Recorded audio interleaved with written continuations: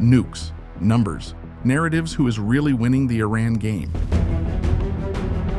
After weeks of fiery rhetoric, classified leaks, and one very dramatically named airstrike, Operation Midnight Hammer, the Pentagon insists that Iran's nuclear program has been degraded by up to 2 years. But amid the missile smoke and official spin, the real question is, was this really a meaningful setback, or just Trump's military theater? The United States, with support from Israel, targeted 3 major nuclear sites: Natanz, Fordow, and Isfahan. These are all key to Iran's uranium enrichment capabilities. According to the Pentagon, these strikes used GBU-57 bunker busters and submarine-launched cruise missiles, claiming the facilities were completely obliterated. You know, the degradation of Iran's nuclear program and the fact that we have degraded their program by 1 to 2 years, at least intel assessments inside the department assess that, and I think their intelligence shares that conclusion. But while the physical infrastructure was hit, multiple experts have pointed out what was left untouched: Iran's scientific knowledge, political will, and rapidly shifting public opinion.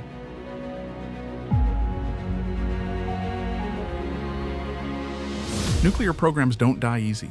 In Khamenei's Iran, these programs scatter, adapt, and reassemble. The country has a long history of building redundancies into its program, with underground labs, duplicate centrifuge networks, and foreign partnerships. What these strikes may have done is delay active enrichment, but the intellectual infrastructure continues to remain intact. Within months, Iranian engineers can reportedly reassemble cascades of centrifuges. Even the International Atomic Energy Agency cast doubt on the Pentagon's repeated optimism. What is clear is that, in any case, the technological knowledge is there and the industrial capacity is there that no one can deny. So we need to work together with them. Perhaps the biggest unintended consequence of the U.S. strikes on Iran was a shift in Iranian public sentiment. For years, most Iranians were opposed to weaponizing the country's nuclear program. But after being bombed the second time, that sentiment is rapidly changing. Post-strike, over 70% of Iranians now support developing nuclear weapons.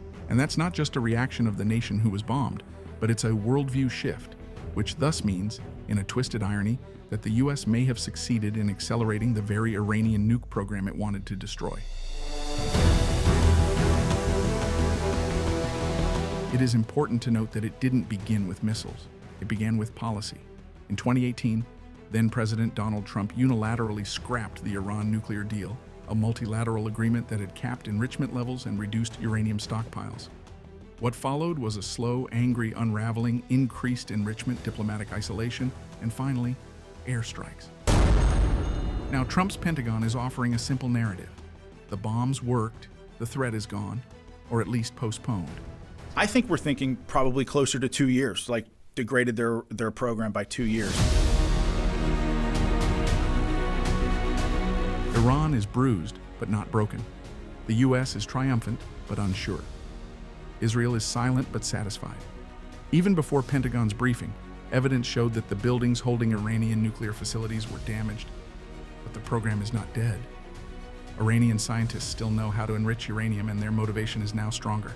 The region is more unstable, and nuclear non-proliferation may have just taken a hit it won't recover from. While President Donald Trump has rushed to hang the Iranian mission accomplished banner, once by refuting his own intel director, the world is left with one looming question. After Operation Midnight Hammer, has the world gotten safer, or just better armed?